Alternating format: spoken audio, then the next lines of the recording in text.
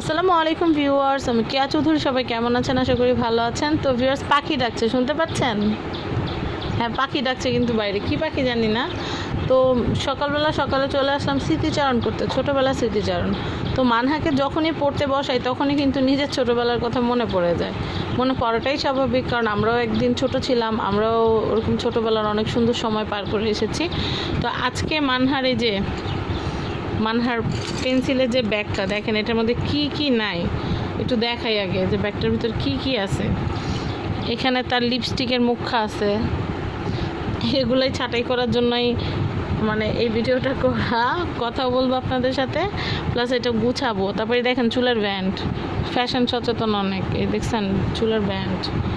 তারপরে সুতা টুতা কি কি যেন এগুলোর মধ্যে আছে। তো যাই হোক, আমি আগে প্রথমে যে কালার পেন্সিলগুলো আছে কালার পেন্সিলগুলো উঠাই, এরপরে পেন্সিলের গল্প বলবো, আমার ছোটোবেলার পেন্সিলের গল্প। তো পেন্সিল নিয়ে কিন্তু সবারই মজার অনেক গল্প আছে, আমি জানি। তারপর কলম দিয়ে টোকাটুকি খেলা, তারপর হচ্ছে কলম লাঠি, এগুলো কিন্তু সবারই ছোটোবেলায় কিন্তু কম বেশি অনেক স্মৃতি আছে। স্টুডেন্ট লাইফ তো স্টুডেন্ট লাইফই, মানে রয়্যাল একটা লাইফ। এই দেখেন সবগুলো বেশি বেশি করে তুলে তারপরে এভাবে করে রেখে দিছে। এগুলো ফেলে দেই, আর বেশি তোলাও না। হ্যাঁ, এগুলো কাজে না, এগুলো কালো হয়ে যাবে খাতা। আচ্ছা ঠিক আছে। রাবার না চুইংগাম বোঝাই যাচ্ছে না, রাবারটা চুইংগামের মতো হয়ে গেছে। তো যাই হোক, আমি এগুলো ফেলে দিব, গুঁড়াগাড়ি এগুলো। ওকে বাবু, তুমি লেখো। তো যেটা বলছিলাম, যে পেন্সিল নিয়ে কিন্তু অনেকের কিন্তু দেখা যায় যে পেন্সিলের এই যে এটা কামড়ানোর কিন্তু অনেকের অভ্যাস আছে। আবার অনেকে আছে এই যে ছোটোবেলায় এরকম টাইপের পেন্সিল, মানে মাথা দিয়েও তুলাতো আবার পিছন দিয়েও তুলাতো, দুদিক দিয়ে তুলিয়ে কিন্তু বেশ একটা ভাব নিত যে আমার কাছে অনেকগুলো আছে, আবার আমার অনেক বুদ্ধি, দেখো আমি এই পাশ দিয়েও লিখতে পারি এই পাশ দিয়েও লিখতে পারি, মানে 2 in 1 একটা ভাব নিয়ে চলতো অনেকে। আমার ক্লাসমেটরা অনেকে ছিল, আমিও মাঝে মধ্যে চিন্তা করতাম যে ওরা যেহেতু এরকম পিছন দিক থেকে তুলায়, তাহলে আমি একটু পিছন দিক থেকে তুলাই দেখি কেমন হয়। আর মাঝে মধ্যে কী হতো, লিখতে নিতাম, এইভাবে করে লিখতে নিলে দেখা যেত কি এই দিক থেকে ওটা বের হয়ে আসতেছে, আবার এদিক দিয়ে লিখতে নিলে এই দিক দিয়ে বের হয়ে আসতো। তো এরকম। আর বাচ্চা যখন ছিলাম, মানে ছোট যখন ছিলাম, তখন কিন্তু নিজের পেন্সিল বাদে অন্যের পেন্সিলগুলো খুবই ভালো লাগতো। মানে এটা হচ্ছিল একটা কমন একটা জিনিস, কমন একটা ম্যাটার ছিল। আর এই যে রাবারের কথা কি বলবো, রাবারের অবস্থা দেখলে বুঝতে পারেন। মা, ওই তো তোমার রাবারটা দাও তো। হ্যাঁ, আমরা কিন্তু ছোটোবেলায় রাবারকে দিয়ে কিন্তু, যে বাবাকে যখন দেখতাম শেভ করতে ছোটোবেলায়, তো আমি কেন, আমার মতো যারা ছোট ছিল তারা সবাই এরকম করতো। এরকম এই পেন্সিলের মাথাটা দিয়ে মানে রাবারটাকে খুঁচা দেওয়া ছিল একটা জাতীয় কাজ। আবার এরকম করে তারপরে আমরা রেজার বানাতাম। এটা তো গোল, এটা দিয়ে তো রেজার হচ্ছে না, এটা টেবিলের মতো লাগতেছে। তো এটা যেটা চারকোনা যে রাবারটা থাকে, সেটা দিয়ে আমরা শেভের মতো করতাম। তারপর আবার পেন্সিলকে আঙ্গুলের মাঝখানে দিয়ে সিগারেটের মতো একটা ভাব করতাম। অনেকে তো এইভাবে দিয়ে আবার মুখের সাথে লাগিয়ে আবার ফুও মারতো। তো এগুলো করতাম। তো আমি আমার মজার একটা অভিজ্ঞতা বলি। তো এরকম আমাদের স্কুলে কতগুলো, মানে আমার ক্লাসমেট যারা ছিল, ছেলেরা কতগুলো বেঞ্চে বৈশা এভাবে হাত দিয়ে ফু মারতেছিল। তা আমিও দেখা আমার খুব ভালো লাগছে। মানে তখন তো ছোট থাকলে কি হয় জানেন, মানে যেটা দেখে সেটাই ভাল লাগে। মানে অন্যদের নাম ভাল লাগে, যেমন ধরেন আমার নাম কে, আমার ভাল লাগে না। অন্যের নাম ফারিয়া, সেটা আমার কাছে ভাল লাগতেছে। অন্যের নাম পাপিয়া, সেটা আমার ভাল লাগতেছে, কিন্তু আমার নাম যে কে, ওইটা আমার ভাল লাগতেছে না। ছোটো বাচ্চাদের যা হয়। তো আগে গল্পটা শেষ করি।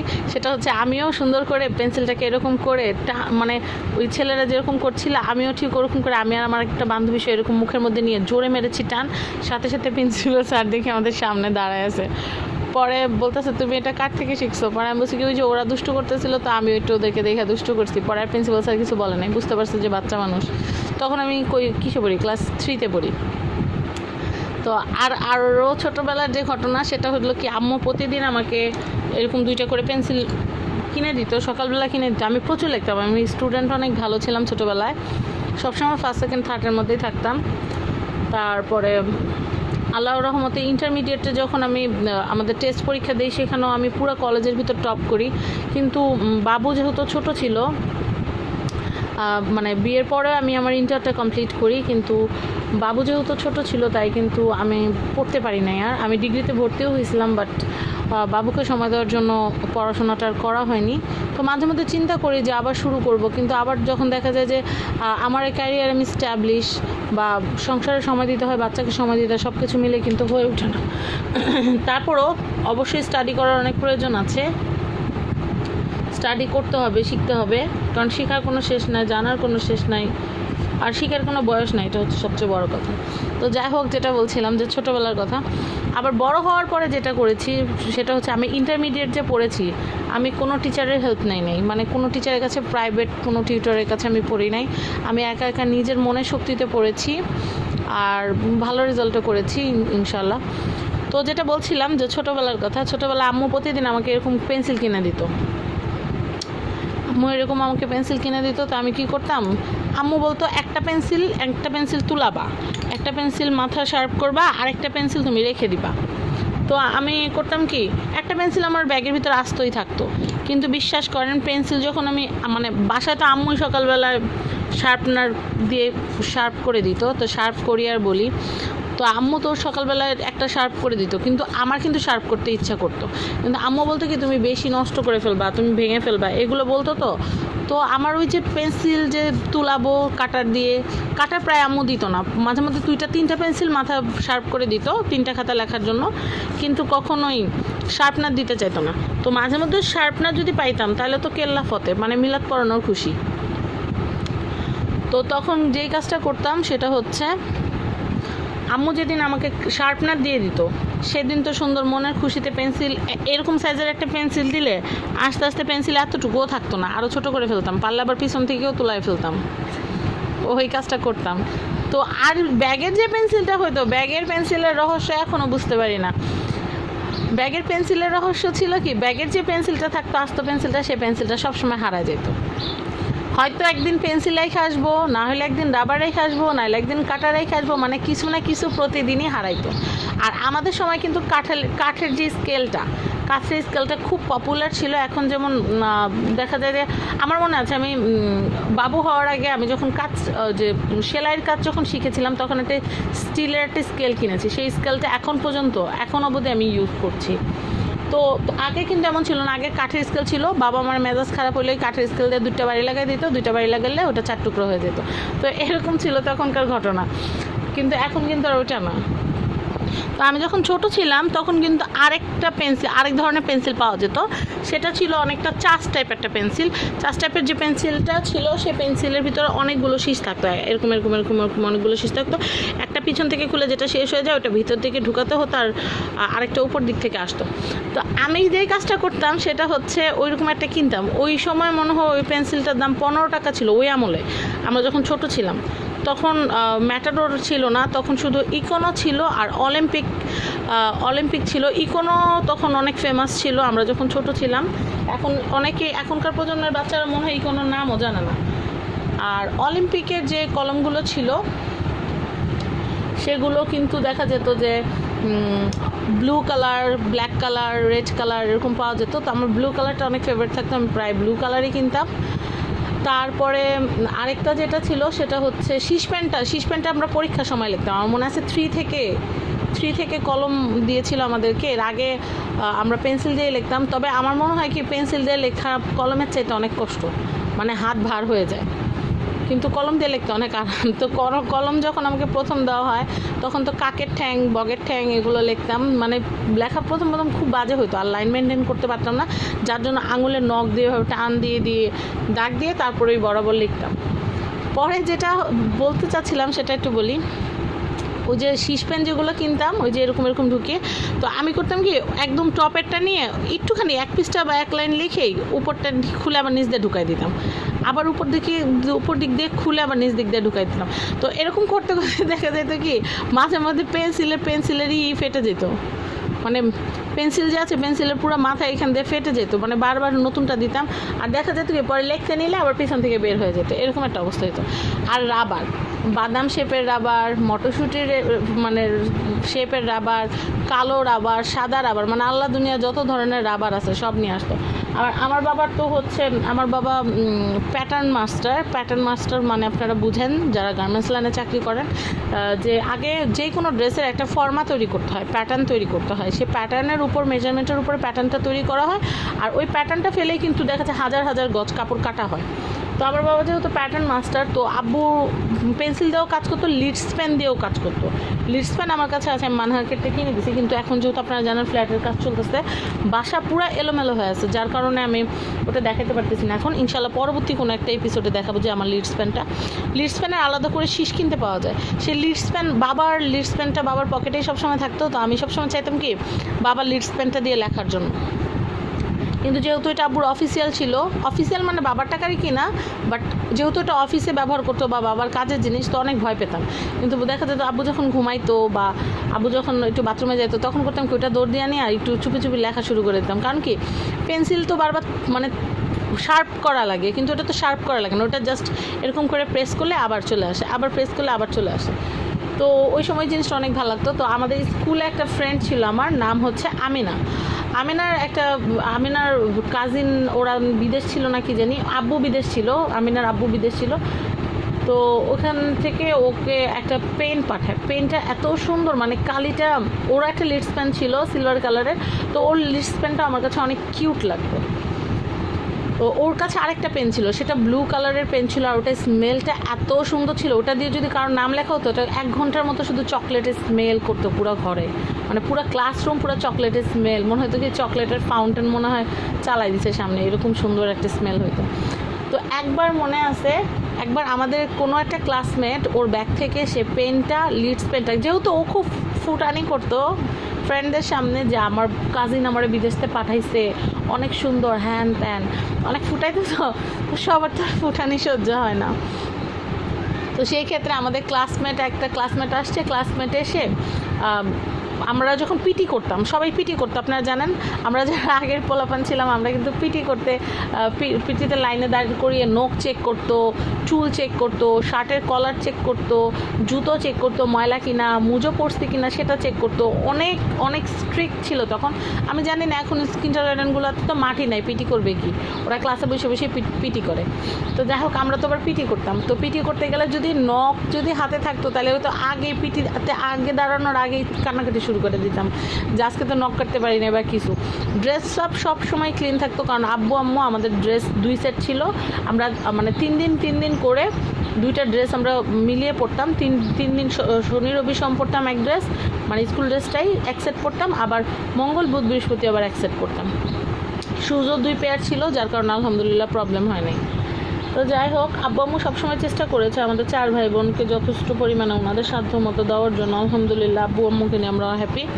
এখন যেটা বলতেছিলাম, তো এরপরে ছিল হচ্ছে ওই যে ওর ব্যাগ থেকে ওটা চুরি হয়ে যায়, পরে অনেক কান্নাকাটি করে, সবার ব্যাগ তল্লাশি করা হয় ক্লাসরুমে, কারণ ও যেহেতু ওর কাজিন বাইরে থেকে দিছে, ওর এটা অনেক ফেভারিট ছিল, যার কারণে পরে সবার ব্যাগ চেক করা হয়, ব্যাগ চেক করার পরে ওটা ওখান থেকে আর কি উদ্ধার করা হয়। উদ্ধার করার পরে ওকে ওই যে ক্লাসমেটটা কলমটা আর লিডস পেনটা চুরি করছিল, কারণ তখন ছোট ছিল, এত বুদ্ধি ছিল না যে ওই জিনিসটা নিয়ে রাখবো কই। এখনকার সময়ের বাচ্চারা হইলে এত ওইটা একটা না একটা ব্যবস্থা করে ফেলতে পারতো, কিন্তু আসলে আমাদের বেসে যারা ছিল ওরা ওই সময় সব কিছু অনেক সহজ ছিল, এখনকার মতো এত কঠিন ছিল না, ডিফিকাল্ট ছিল না। এরপরে আমার একবার এরকম হয়েছিল, আমি কিন্তু আমার নিজের যে শিটগুলা, যেমন ধরেন একটা রচনা বা একটা প্যারাগ্রাফ, সেগুলো আমি কি করতাম, আমি বিভিন্ন বই থেকে, যেমন আমার 2-3টা বই থাকতো, আমি গ্রামার একটা বই পড়তাম না, আমি গ্রামার 2-3টা বই পড়তাম, দেখা যেত এটার এসেটা ভালো হয়, ওটার কম্পোজিশনটা ভালো হয়, আবার এইটার মনে করেন যে কাকে বলে, মানে ওগুলা ভালো হয়, একটা প্যারাগ্রাফ ভালো হয়। তো সেই ক্ষেত্রে একটু মিলিয়ে ঝিলিয়ে পড়লে কি হয়, মানে গতানুগতিক বইয়ের চাইতে 2-4 লাইন যদি একটু বাড়িয়ে লেখা যেত, একটু পয়েন্ট আকারে সুন্দর করে লেখা যেত, তাহলে মনে হতো টিচাররা খুশি হবে, 2টা ভালো নাম্বার পাওয়া যাবে। তো আমি সবসময় চেষ্টা করতাম ক্রিস্টাল ক্লিয়ারভাবে লিখতে। আমার লেখাও তো সুন্দর না, কিন্তু পরিষ্কার করে লিখলে কিন্তু যে কোনো লেখাই ভালো লাগে। আমি সবসময় এটা চেষ্টা করতাম, আর টিচাররা আমার খাতা নিয়ে আমাকে খুব মানে ক্লাসের ভিতর বলতো যে তোমার খাতাটা দেখলে ভালো লাগে, মনে হয় যে একটা ভালো স্টুডেন্টের খাতা। তো তখন ভালো লাগতো, ছোটোবেলা থেকে চেষ্টা করতাম যতটুকুই পড়েছি গুছিয়ে পড়ার জন্য। আচ্ছা, যতটুকুই আমি আমার ছাত্র জীবনে শিখেছি আমি চেষ্টা করি সেটা আমার লাইফে প্রয়োগ করার জন্য। হয়তো আরও যদি ভালো পড়তে পারতাম, আরও যদি পড়ালেখা করতে পারতাম, হয়তো আরও ভালো জায়গায় থাকতে পারতাম, আরও ভালো টাকা আর্ন করতাম। তো যাই হোক, যেটা বলতে আসলে টাকা ইনকাম দিয়ে কিন্তু লেখাপড়ার মানদণ্ড যাচাই করা যায় না। অনেকে দেখা যায় অনেক কম পড়েও অনেক ভালো টাকা ইনকাম করে, আবার দেখা যায় অনেকে অনেক পড়াশোনা করেও দেখা যাচ্ছে ওনার উপযুক্ত কাজটা পাচ্ছে না, বিধায়ক কাজ করতে পারছে না, এরকম হয়, বা সুযোগ পাচ্ছে না। আর আপনারা জানেন একটা বড় লেভেলে যখন মানুষ চাকরি করতে যায় বা কাজ করতে যায় তখন কিন্তু দেখা যায় সেখানে একটা লেনদেনের ব্যাপার থাকে। অনেকেই চায় না যে আমি এত পড়াশোনা করে কেন আমি লেনদেন করে কাজ নিব। তো পেন্সিল থেকে কোথায় চলে গেছি দেখেন। তো এখন আবার পেন্সিলের স্টোরিতেই ফেরত আসি। তো আমার ব্যাগের পেন্সিলও প্রায় হারা যেত। ও আরেকটা কথা বলি, সেটা হচ্ছে আমার স্টুডেন্ট লাইফে একবার আমি আমার ব্যাগ থেকে শিটটা হারিয়ে ফেলছিলাম, সেই গল্পটা বলতে নিয়েই আবার। তো যেটা বলছিলাম, তিনটা চারটা বই থেকে আমি মিলিয়ে প্যারাগ্রাফ, এসে এগুলো আমি লিখতাম। তারপর হচ্ছে বিভিন্ন সংজ্ঞাগুলো, নাউন কাকে বলে, প্রোনাউন কাকে বলে, অ্যাডজেক্টিভ কাকে বলে, তো এগুলা পার্টস অফ স্পিচ। তারপর হচ্ছে অনেক কিছুই ছিল সেখানে, প্রিপোজিশন। তো এই জিনিসগুলো আমি মানে অনেকগুলো বই দেখে পড়তাম, ভালো লাগতো। তো একবার আমার একটা ক্লাসমেট কী করছে, আমি তো এগুলো মিলাই লিখতাম না। আসলে এই যে জিনিসগুলো স্টুডেন্ট লাইফে কিন্তু দেখবেন চুলের রাবার, মুখে দেওয়ার ক্রিম, এগুলো ভাগ করা যেত, কিন্তু শীতটা ভাগ করার কথা বলতে গেলে কলিজাটা ফাইটা যেত। কারণ মানে বিশ্বাস করবেন না, আমার কতগুলো বান্ধবী ছিল, মিতু, সেতু, ওজিফা, তারপর শারমিন, আমরা মিজমিজি পায়রাদি রেকমতালিতে পড়াশোনা করেছি। 6 to 8 পর্যন্ত আমি ওখানে পড়েছি। তো ওখানে কিন্তু মানে কি বলবো, মানে এত মিল ছিল আমাদের ভিতরে চিন্তা করতে পারবেন না। কিন্তুটা কোথায় আমি বলি, যেদিন রেজাল্টটা দিত সেদিন বোঝা যাইতো যে কে কার কত বড় দুশ্মন। ধরেন আমিও অনুপম গাইড পড়ে লিখছি, সেতু অনুপম গাইড পড়ে লিখছে। একবার এরকম হয়েছে, সেতু আর আমি একই অনুপম গাইড দেখে লিখছি, লেখার পরে দেখা গেছে যে আমাকে দিছে 5, ওকে দিছে 4। ওর গেছে মাথা গরম হয়ে খাতা চ্যালেঞ্জ করবে, সে ইতে গেল, টিচার্স রুমে গিয়ে বাংলা টিচারকে বললো ও অনুপম গাইড দেখে লিখছে, আমি অনুপম গাইড পড়ে লিখছি, মানে আমরা দুজনে অনুপম গাইড থেকে পড়ছি, তাহলে ওরা নাম্বার বেশি দিচ্ছেন কেন, আমার নাম্বার কম দিচ্ছেন কেন। পরে তো এটা নিয়ে পরে টিচারও একটু রাগ করছিল, কিন্তু পরে আসলে আমরা এখন বড় হয়েছি, এখন আমরা বুঝতে পারি। কিন্তু আসলে তখন দেখা যেত 1-2 নাম্বারের জন্য ফার্স্ট সেকেন্ড থার্ড হয়ে যেত। আমি অঙ্কে খুব বেশি ভালো ছিলাম না, মানে আমার যে বান্ধবীরা ছিল ওরা দেখা যেত প্রায় 95, 90, 80 এরকম পাইতাম। আমি সবসময় 70, 75 এর চেয়েও কম পাইতাম। তো ওইটা ছিল আমার লাইফে সবচেয়ে বড় একটা গ্যাপ, মানে ম্যাথসেই হওয়া। আর ম্যাথসে দুর্বল হওয়ার একটা যথেষ্ট কারণ আছে, কারণ আমি যখন ছোট ছিলাম তখন আমার ক্লাস 5-এ একবার গ্যাপ ছিল। 5-এ আমি 4 মান্থস পড়েছিলাম, এপ্রিল পর্যন্ত পড়ে আমার বাবার বিজনেসের কারণে 5 ক্লাসটা আমি কমপ্লিট করতে পারি না, আমাকে 6-এ উঠিয়ে দেওয়া হয়। আবার সেই কাজটা কিন্তু দেখা যায় 8-এর সময় হয়, এইটাও আমার একটা স্পেশাল কারণে। এইটা হচ্ছে আমার বাবা এক জায়গা থেকে আরেক জায়গায় জব ট্রান্সফার করার কারণে দেখা যায় এইটেও আমি পড়তে পারি নাই। তো আমি একবার চাচ্ছিলাম যে এইটা আবার পড়বো, কিন্তু আম্মু বলছে যে না, এইটে পড়া লাগবে না, তুমি 9 কমপ্লিট করতে পারবা। তো 5 আর 8 আপনারা জানেন যে লাইফের অনেক গুরুত্বপূর্ণ একটা চ্যাপ্টার, তো খুব গুরুত্বপূর্ণ একটা টাইম। তো সেই টাইমের ল্যাকিংসটা হওয়ার কারণে কিন্তু ম্যাথে আমি একটু দুর্বল ছিলাম। তো যাই হোক, এটা ভাগ্যে ছিল, ওগুলো নিয়েই করি না। তো আমার একটা খুব ক্লোজ ফ্রেন্ড আমার ব্যাগ থেকে সেই শিটগুলো নিয়ে গেছিলো, মানে আমিও খুব ফুটানি মারতাম যে আমি নিজে করছি, এটা অনেক ভালো, স্যার দেখিস, দেখেন নাম্বার দিয়ে একদম ফাটাই দিবে, এবার আমি ইংরেজিতে দেখাই দিব। তো আমার মোস্ট পাওয়ার ছিল ইংলিশ ফার্স্ট পেপার, সেকেন্ড পেপারে সবসময় আমার 85+ বা 90% আমার নাম্বার থাকতো। তো এটা আমার জন্য অনেক প্লাস পয়েন্ট ছিল। আমি যদি ইংরেজি পরীক্ষার আগের দিন যদি শাহরুখ খানের দেবদাস, কাল হো না হো, কাবি খুশি কাবি গম সব দেখেও যদি যাইতাম, তারপরও আমি মনে করেন 80 করা কোনো ব্যাপারই ছিল না। বাট অঙ্ক পরীক্ষার 3 দিন আগ থেকে খাওয়া নাওয়া, বাথরুম সব কিছু বন্ধ করে দিয়েও যদি আমি পড়তাম, তাও ওই যেই লাউ সেই কদুই হইতো। আর উপপাদ্য তো আমার মাথার উপর দিয়ে যাইতো। আর পিথাগোরাসের কথা কি বলবো, আমি ওনারে বেশি একটা লাইক করি না, কারণ ওনার উপপাদ্যগুলো টু হার্ড। অনেক ম্যাথের জিনিয়াসরা এসে হয়তো কমেন্টে বলতে পারেন যে আমাদের কাছে খুব ভালো লাগতো। আসলে এক একজনের কাছে এক একটা ভালো লাগে। আমার কাছে ইংরেজিটা অনেক ভালো লাগতো, আপনাদের কাছে হয়তো ম্যাথটা ভালো লাগে। তারপর বিজ্ঞান সাবজেক্টটা আমার কাছে খুব ভালো লাগতো। আমার মনে আছে ইন্টারমিডিয়েটে আমি বিজ্ঞান সাধারণ বিজ্ঞান যেটা, সেটাতে আমি A+ পেয়েছিলাম। তো তো কি বলবো, মানে এক একজনের কাছে এক একটা ভালো লাগে। তো যাই হোক, পেন্সিলের ঘটনা থেকে অনেক অনেক বড় অনেক কিছু বললাম। তো ব্যাগ থেকে জিনিস হারিয়ে যাওয়াটা একটা কমন একটা ব্যাপার ছিল। তো বাবুর পেন্সিলগুলা আমি তাড়াতাড়ি তুলে দিই, আর অনেকক্ষণ আপনাদের সাথে গল্প করলাম। এই দুইটা পেন্সিল আস্তায় রেখে দিই, আর বাকিগুলো গুছানো শেষ করি তাড়াতাড়ি। শার্পনার ভিতরে মনে হয় জাম হয়ে গেছে। হ্যাঁ বাবু, এটা কেমনে খুলে? ওরে বাবা, আমাদের দুনিয়াদারি সমস্যা। এমনি থাক, করে ফেলতেছি। এটা থাকাতে অনেক সুবিধা, এটা থাকাতে আমার না এখনও পেন্সিল কিনতে অনেক ভালো লাগে। মানহার জন্য আমি সব রকমের রং এনে রাখছি, পেন্সিল রং, অ্যাক্রেলিক রং, তারপরে হচ্ছে এটা দেখছেন কি সুন্দর। আবার আমরা ছোটো থাকতে ইঞ্জেকশন খেলতাম, ব্যবহার করে দিয়ে বলতাম তুই ডাক্তার হ, আমি রোগী হই। তবে একজন ডাক্তার হইতো, একজন রোগী হইতো। তারপর আমরা পেন্সিল দিয়ে ডাক্তার খেলতাম। তারপরে আমার মনে আছে আমরা কাজিনরা আছে না, ভাতের ঢাকনা দিয়ে অক্সিজেন বানাইতাম, মানে ওই যে ভাত রান্না করা পাতিলের ঢাকনা দিয়ে অক্সিজেন বানাইতাম। এগুলো করতাম ছোটোবেলায়। এই যে ছোট্ট, এটা হচ্ছে বাবু। আবার এরকম পেন্সিল দিয়ে আমার মা বাবাও খেলতাম, যেটা একটু লম্বা থাকতো সেটা হইলো বাবা, এটা হচ্ছে মা, এটা হচ্ছে বাচ্চা, এটা হচ্ছে মানহার বাবা, এটা হচ্ছে আমি, এটা হচ্ছে মানহাই। যে এভাবে করে হাঁটতো, আবার কলম দিয়ে এভাবে টুকাটুকি করে আবার খেলতো। মানে কি যে একটা লাইফ ছিল। মানে ভাত তরকারির তো চিন্তা ছিল না, টাকা পয়সার চিন্তা ছিল না, আবার কোন দিন কী টিফিন নিব সেটা নিয়েও আবার কল্পনা চলতো, যে আজকে এটা টিফিন নিব, এটা টিফিন নিব, এই সে হ্যাংতে। তো যাই হোক, গুছানো তো হইলো না, আমি গুছাইনি তাড়াতাড়ি। এই যে দেখেন, কাটা কিন্তু 4টা, কিন্তু যখন আবার পেন্সিল শার্প করতে যাব তখন একটা শার্পনারও খুঁজে পাওয়া যাবে না। এই জন্য এইটা আমি একটা এক্সট্রা রেখে দিছি, যেন বিপদ আপদ হলে করা যায়। আর এই যে রাবারের অবস্থা দেখতেছেন, আমরা যখন ছোটোবেলায় গুঁড়া করতাম, ওরাও এখন গুঁড়া করতেছে, ওদের পরবর্তী প্রজন্ম ওরাও গুঁড়া করবে, লাল নীল সবুজ হলুদ রাবার। এই যে মানহার পাউচ পুরো গুছানো হয়ে গেছে। এই যে এখন আর এটার ভিতরে চুলের রাবার টাবার কিছু নাই, সবগুলো পেন্সিলের মাথায় শার্প করা আছে, প্রত্যেকটা ইচ অ্যান্ড এভরি পেন্সিলের মাথা শার্প করে দিছি। আর এই যে আমার সম্পত্তি, সরকারি সম্পত্তি আমার কাছে রাখি। আর এই যে পিসটা উড়া তো একটা কমন ব্যাপার ছিল। পিসটা উড়ার জন্য দেখা যেত কামলা রাখা লাগতো, কারণ পিসটা উড়ে গেলে লিখতে পারতাম না। ওটা দাও। আর কই আচ্ছা, এরকম 3টে আনছি, যেন ওর খাতাটা যেন না ওড়ে। তো যাই হোক, সবাই ভালো থাকবেন, সাবস্ক্রাইব করবেন ফ্যামিলি অ্যান্ড ফ্রেন্ডস। আবারও অনেক মজার গল্প নিয়ে কিন্তু আসবো আপনাদের সাথে গল্প করতে। তো ভিউয়ার্স, ভালো থাকবেন, আল্লাহ হাফেজ।